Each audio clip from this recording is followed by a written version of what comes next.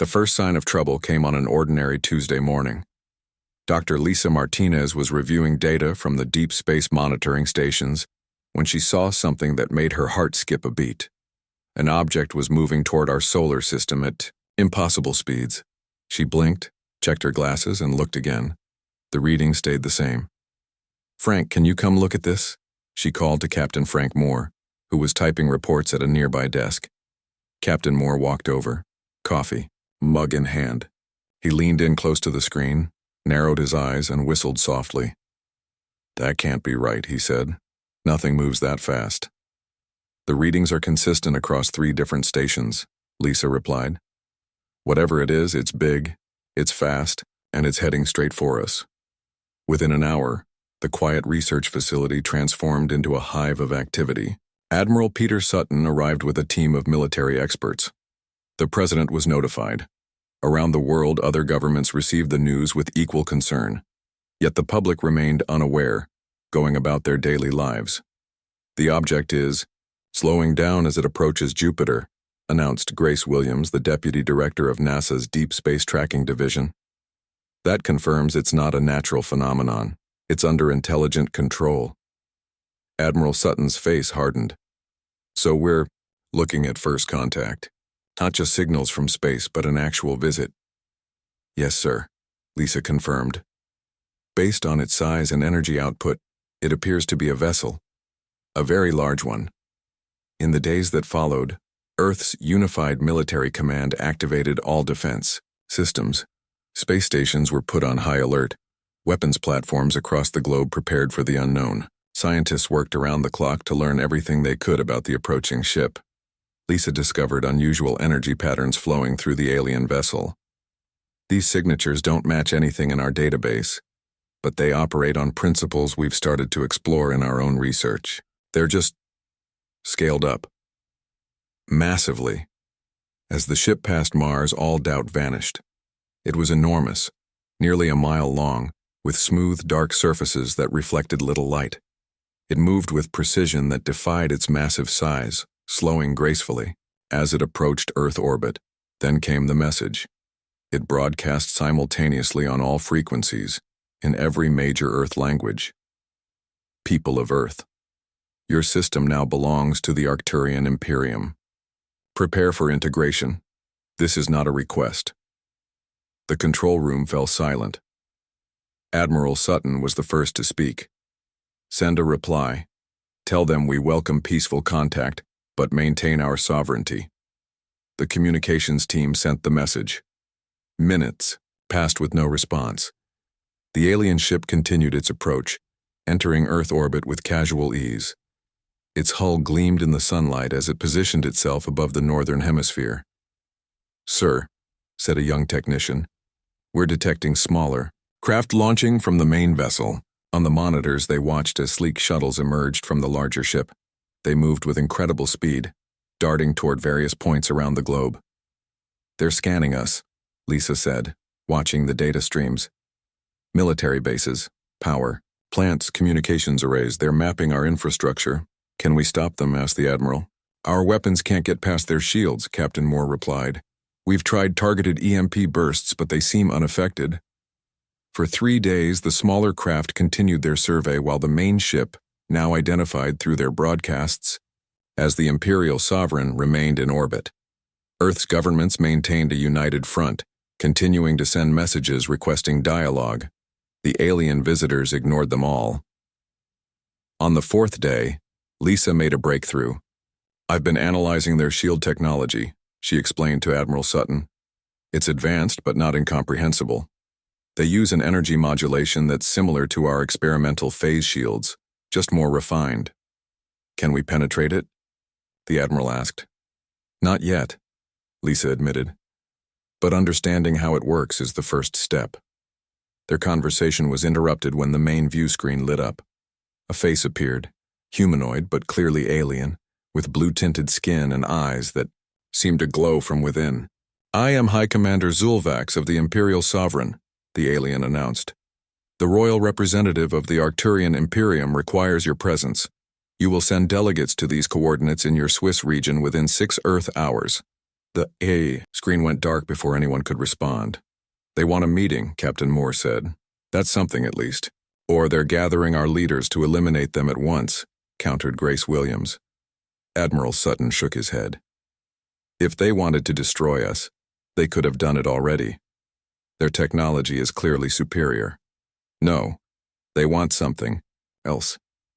Preparations began immediately. A secure location in the Swiss Alps was established for the meeting. Major Susan Bradley was assigned to lead security, with strict orders to observe but not provoke. We need to know what they want, the Admiral told her. Be alert but diplomatic. Dr. John Russell, a leading linguist, joined the delegation along with representatives from major world governments.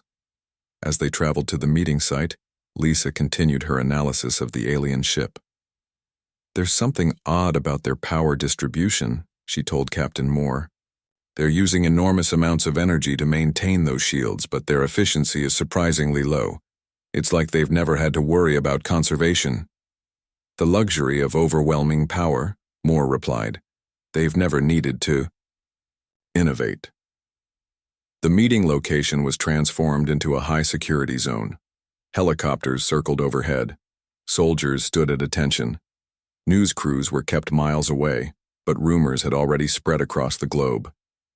People everywhere watched the skies with a mixture of fear and wonder. At exactly the appointed time, a shuttle descended from the clouds. Unlike the utilitarian crafts they'd seen before, this one gleamed with ornate decorations. It landed with barely a sound on the prepared pad. The door opened and a ramp extended to the ground. First came guards in what appeared to be ceremonial armor, their faces hidden behind visored helmets. They took positions at the bottom of the ramp, standing rigidly at attention.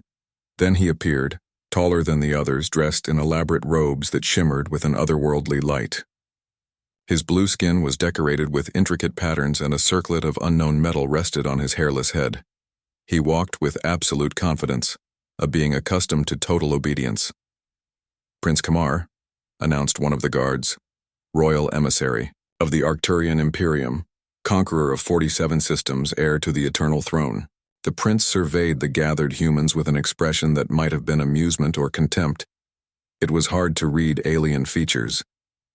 Your world, he said in perfect English, has been granted a great honor. You will become a protectorate of the Imperium. Neither Lisa nor the other humans present realized it yet, but this meeting would be the beginning of humanity's greatest challenge and its most unexpected triumph. Secretary Alan Nichols stepped forward to greet the alien prince. He had practiced his words carefully, hoping to establish a peaceful dialogue. Welcome to Earth, he said with a slight bow. We hope to establish friendly relations between our worlds. Prince Kamar's lips curled into what might have been a smile. You misunderstand, small one. I am not here to establish relations. I am here to inform you of your new status. The Arcturian Imperium requires your planet's resources. Major Susan Bradley tensed, her hand instinctively moving closer to her sidearm. Dr. John Russell, the linguist, listened carefully to the alien's speech patterns. Despite speaking perfect English, there was something off about the way the prince formed his sentences. Perhaps we could discuss mutually beneficial arrangements, Secretary Nichols suggested. Earth has much to offer through peaceful trade. The prince laughed, a harsh sound that echoed across the meeting area. Primitives always suggest trade, as if you have anything we cannot simply take. He gestured to the sky where the massive imperial sovereign hung visible even in daylight. That vessel carries enough firepower to reduce your cities to ash. Dr. John Russell stepped forward. Your Highness, forgiveness for my directness, but why conquer what you could have through cooperation? Surely that's more efficient. The prince's eyes narrowed. The Imperium has conquered 47 star systems. We do not change our methods for the convenience of the conquered. Major Bradley watched the prince and his guards carefully. Despite their confident words, she noticed something interesting.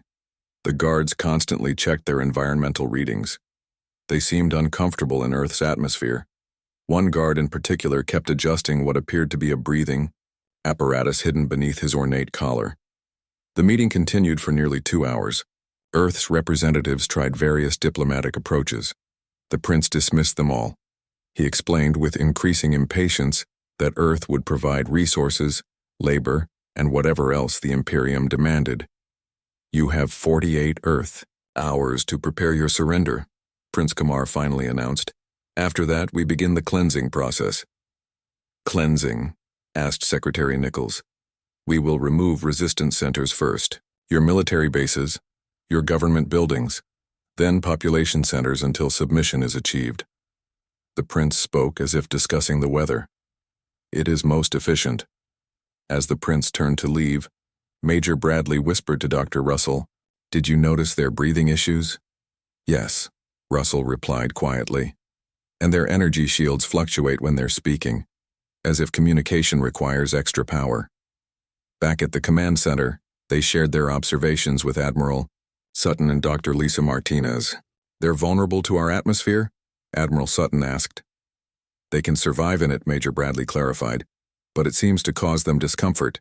They're constantly monitoring air quality and adjusting their equipment." Dr. Martinez had spent the meeting time studying the alien ship. She pulled up her findings on the main screen. "Their technology is impressive, but it follows principles we understand. They're not magic, they're just ahead of us." "How far ahead?" Admiral Sutton asked. "Maybe 50 years in some areas, less in others. Their advantage is in scale, not fundamental. Capabilities. They've built bigger versions of technologies we're already developing. Can we exploit any weaknesses?" the Admiral pressed. Dr. Martinez nodded slowly. "Their shield technology uses incredible amounts of energy, but the efficiency is poor, almost wasteful. They've never needed to optimize. Like a wealthy nation that never learned to conserve resources," Captain Frank Moore suggested. "Exactly," Lisa agreed. "And look at this energy signature when they communicate." She pointed to a chart showing fluctuations. "Their communications create vulnerabilities in their shields." While they spoke, the alien ship maintained its position above Earth. Smaller craft continued mapping global defenses. News of the alien ultimatum spread worldwide, causing panic in some regions and defiance in others. Earth's military leaders gathered in an emergency session. They appeared to prepare surrender documents while secretly plotting defense strategies. If the aliens could monitor their communications, they needed to maintain the illusion of compliance.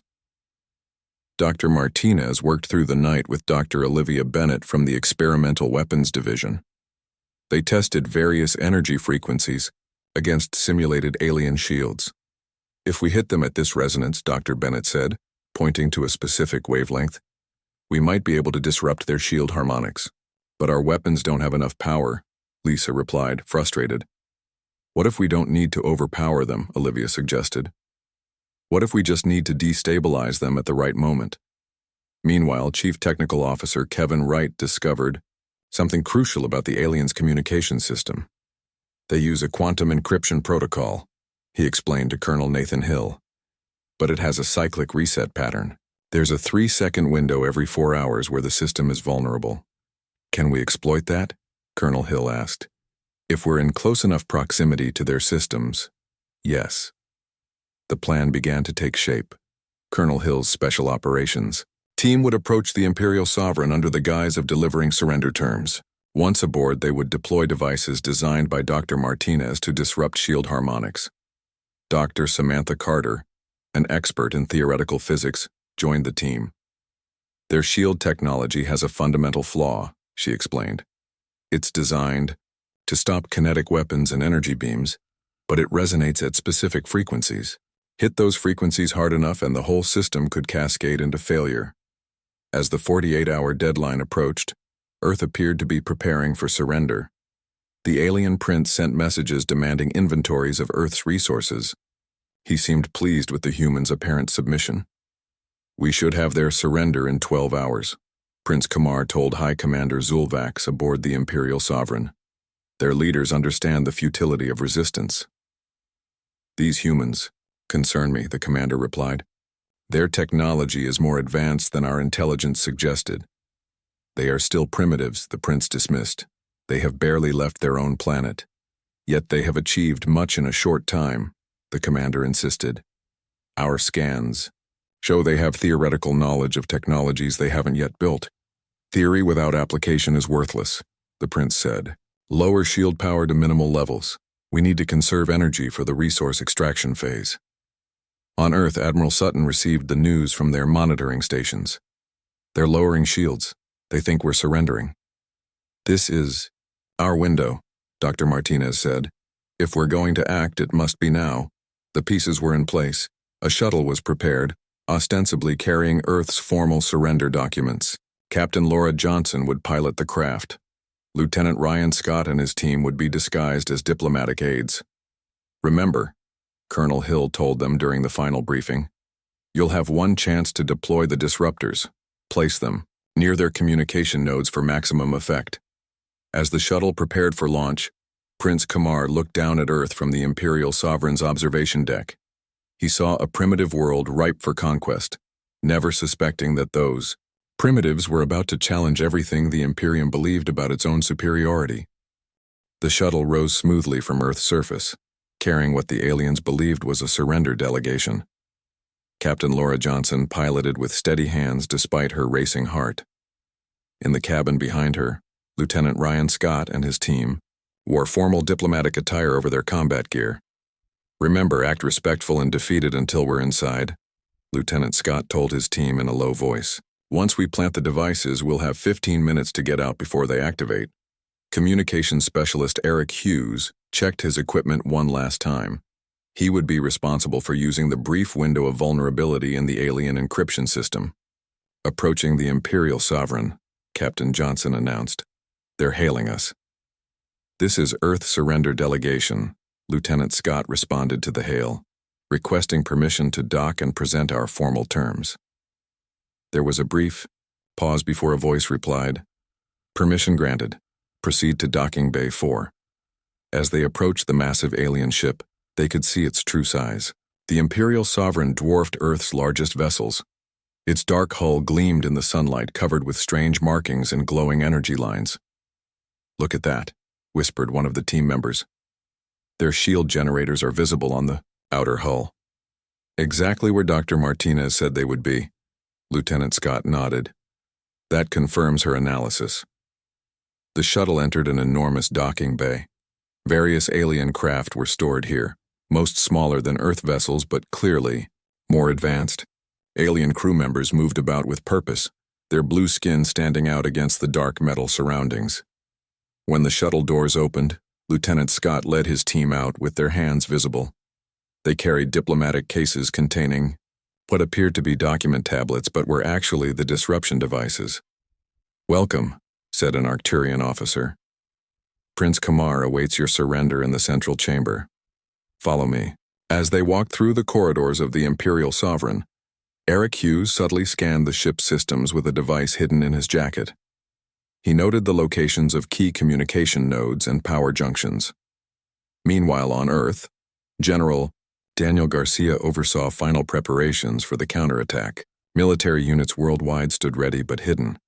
The experimental weapons developed by Dr. Martinez and Dr. Bennett were deployed to strategic locations. The shuttle has docked, reported an officer at the command center. Team is proceeding, as planned. Dr. Martinez watched the alien ship on the monitors. Their shields are still at minimal power. They truly believe we're surrendering. Overconfidence, Admiral Sutton said. A common weakness of those who've never faced real opposition.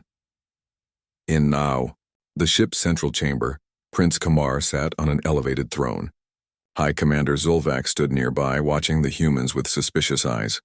So, the prince said as Lieutenant Scott's team entered, you have come to your senses and accepted the inevitable.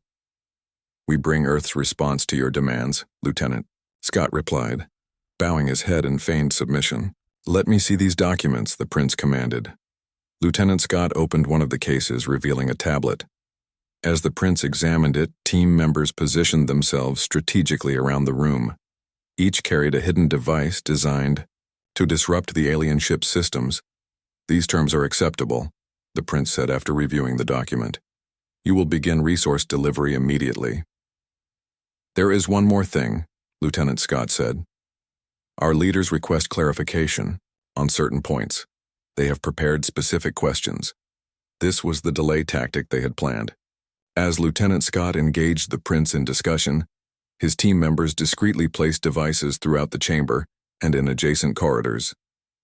Eric Hughes connected his hidden device to a wall panel during a moment when guards were distracted. He had less than 3 seconds to exploit the window in the encryption system. His fingers moved rapidly, uploading the program developed by CTO Wright. Back on Earth, Dr. Samantha Carter monitored energy readings from the alien vessel. The devices are being placed, she reported. Shield frequencies are stable but vulnerable. Dr. Martinez nodded. All defense platforms are ready. The moment their shields fluctuate, we hit them with everything we have. High Commander Zulvax grew restless as the discussion continued. Enough questions, he interrupted. The terms are set. Either accept them or face destruction. We accept, Lieutenant Scott said, bowing deeply. With your permission, we will return to Earth to inform our leaders. The prince waved dismissively. Go.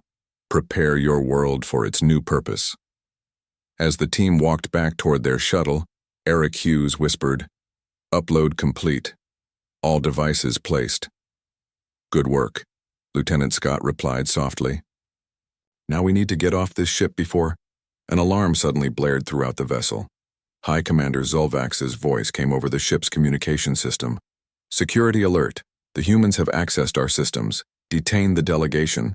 Immediately. Run! Lieutenant Scott ordered. His team abandoned their diplomatic pretense and sprinted toward the docking bay. Behind them, alien guards gave chase.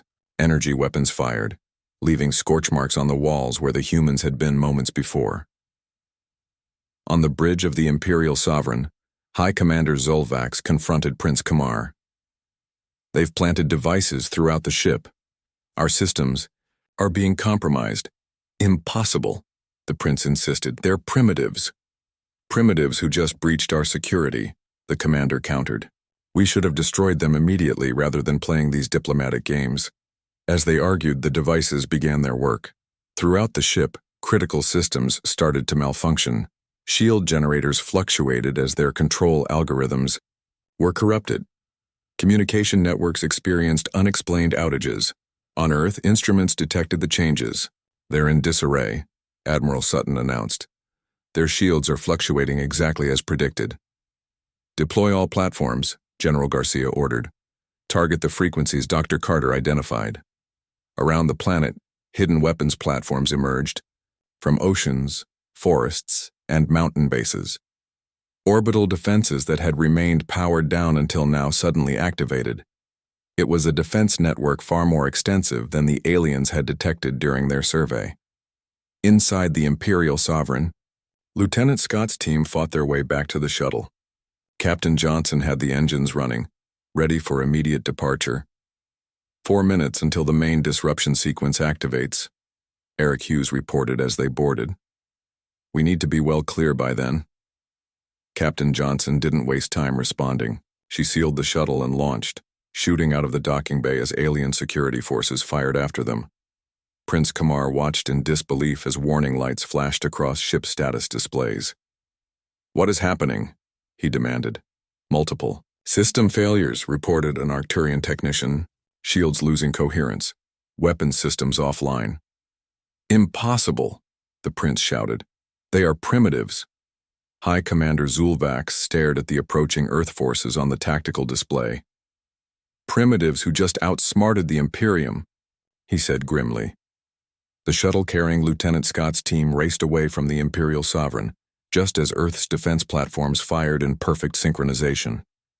Energy beams struck the alien vessel precisely where its shields were weakest, using the exact frequencies Dr. Carter had identified.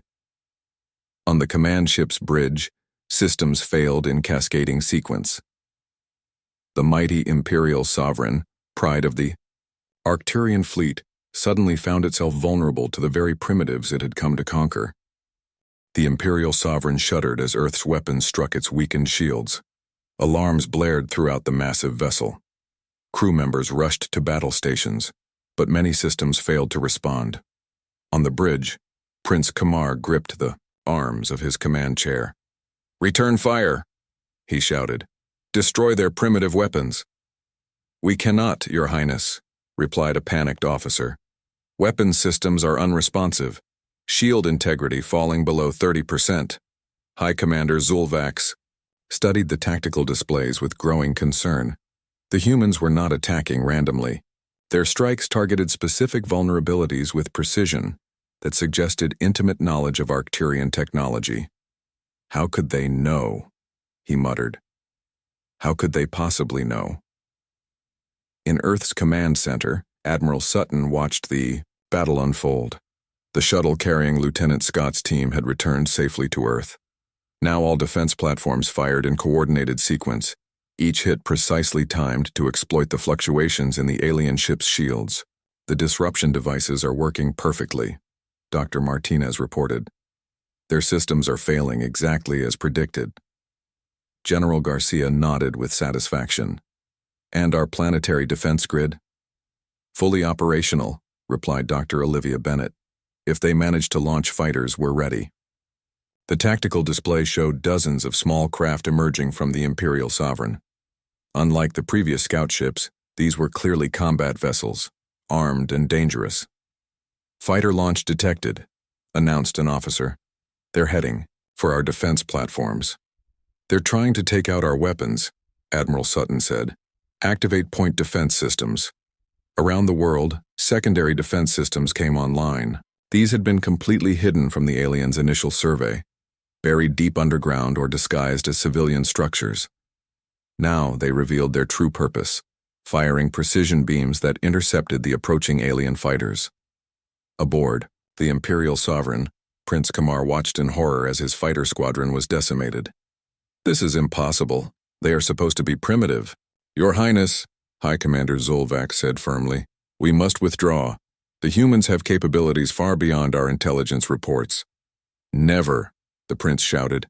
"I will not be defeated by primitives. Prepare the planet killer." The crew exchanged nervous glances.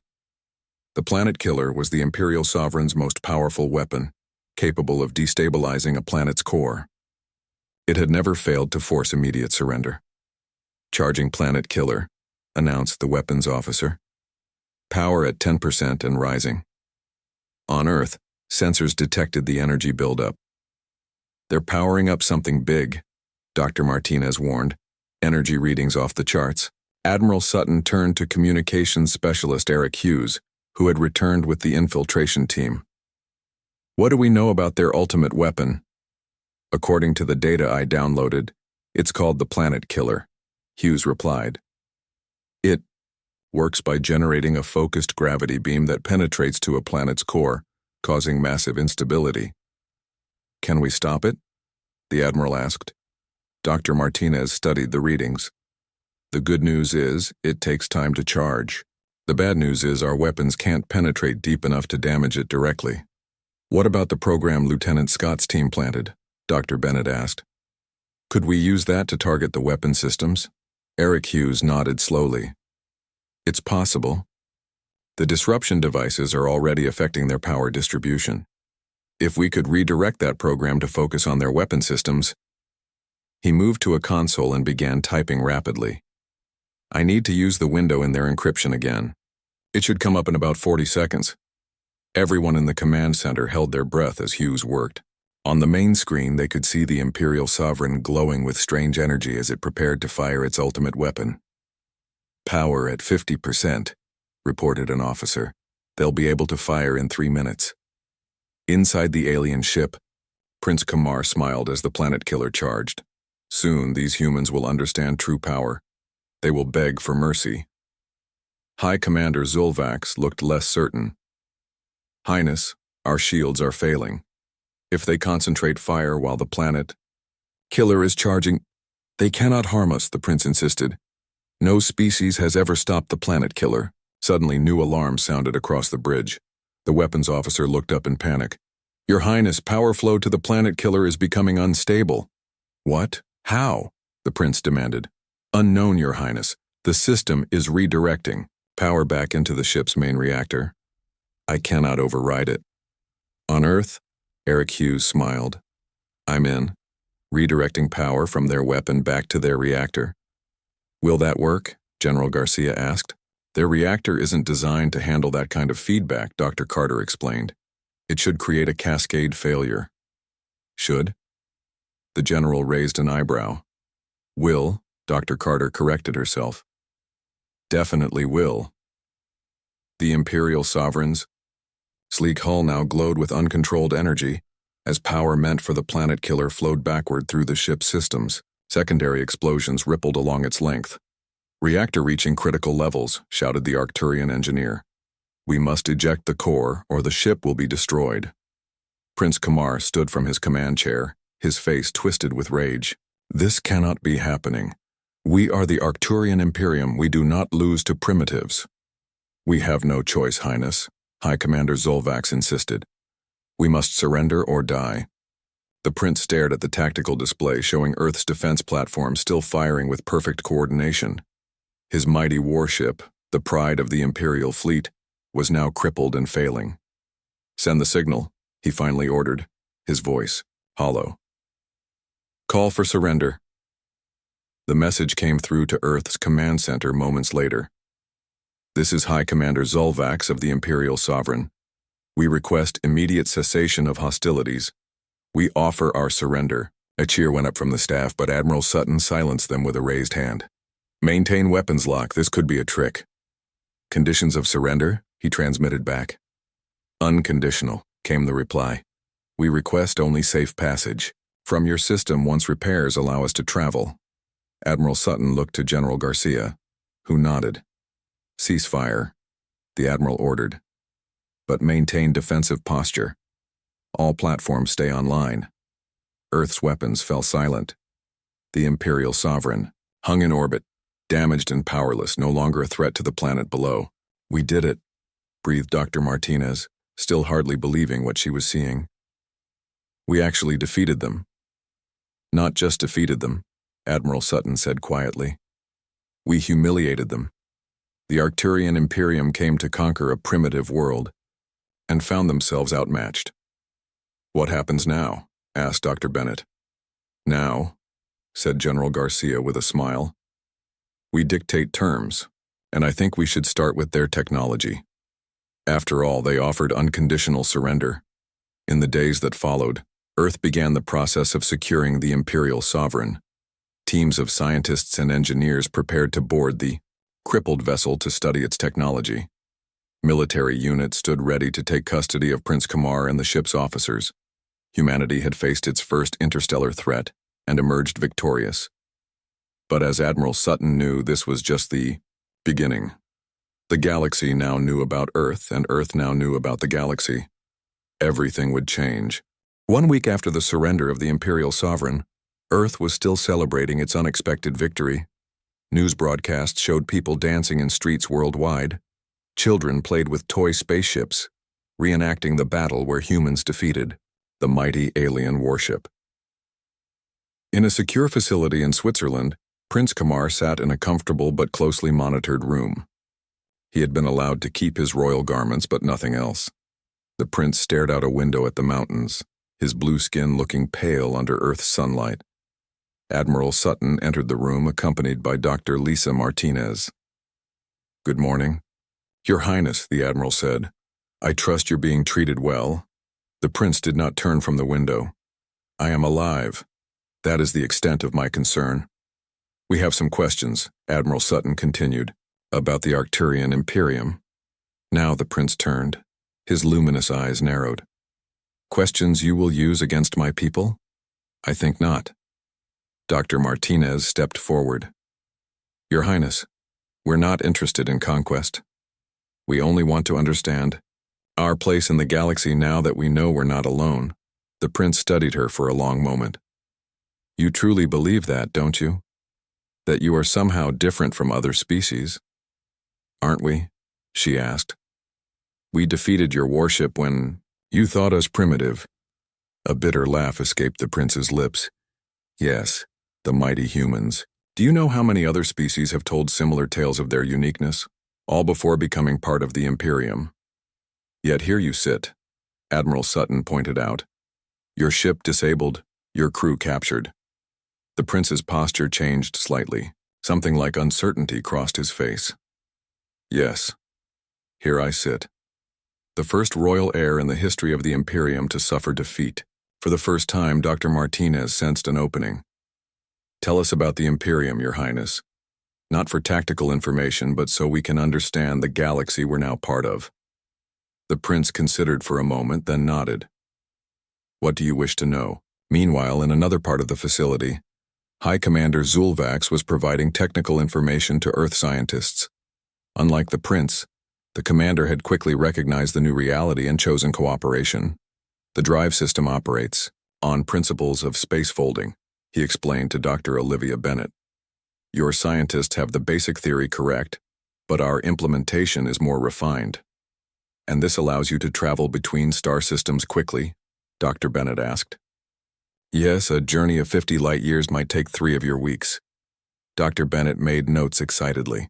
With this technology, humanity could begin exploring nearby star systems within years, not the generations they had thought it would take. Across the globe, teams of scientists and engineers worked with Arcturian crew members who had chosen to assist Earth.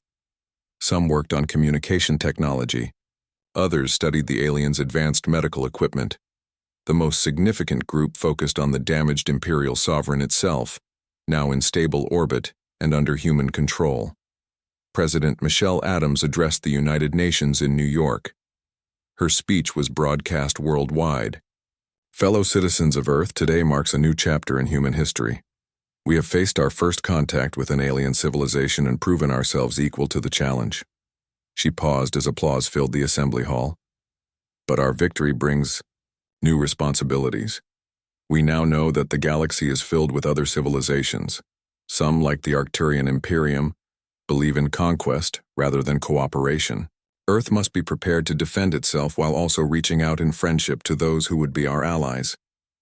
In the secure facility, Prince Kamar had begun to reveal surprising truths about the Imperium. Our empire is not as mighty as we claim, he admitted. We control perhaps 20 systems truly, not 47. The others pay tribute but are not fully integrated.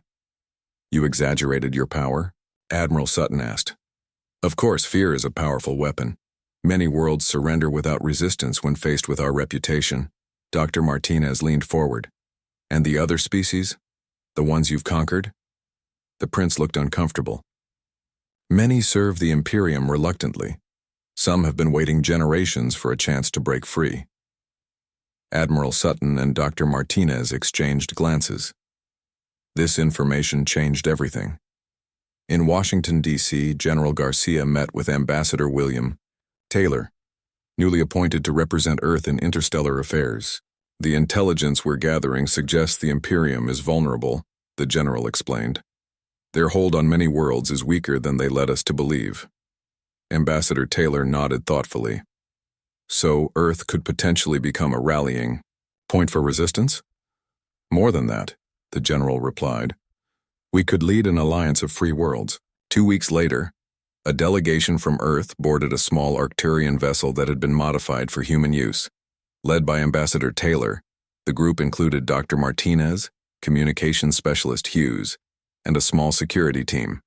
Their destination was Alpha Centauri, where an outpost of a species called the Trilari maintained a trading center.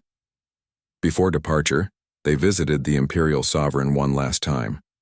The massive ship was being studied and gradually repaired. Earth scientists had already begun adapting some of its technology for human use. Imagine, Dr. Martinez said, looking up at the enormous vessel. One day we'll build ships like this, ourselves. Better ones, Eric Hughes corrected with a smile. More efficient. Their shuttle launched from Earth, carrying the first official human delegation to another star system. As they activated the fold drive and the stars blurred around them, Ambassador Taylor addressed his small crew. We go not as conquerors but as liberators. Earth will not follow the Imperium's path. We will build alliances based on mutual respect and freedom.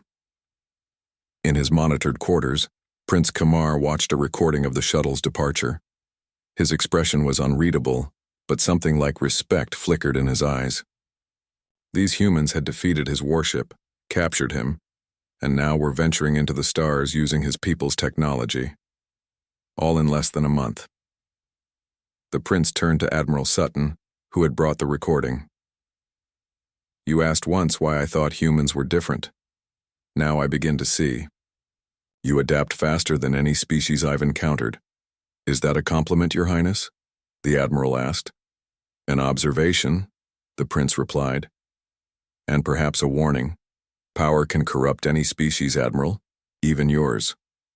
As Earth continued to absorb Arcturian technology and prepare for its new role in galactic affairs, President Adams established a new organization called the Stellar Cooperative Initiative. Its mission statement was simple: to defend Earth, establish peaceful relations with other civilizations, and offer alliance to any world seeking freedom from oppression. The news spread quickly among the stars. The Arcturian Imperium had sent its royal warship to conquer a primitive world called Earth. Instead, humans had defeated it with surprising ease.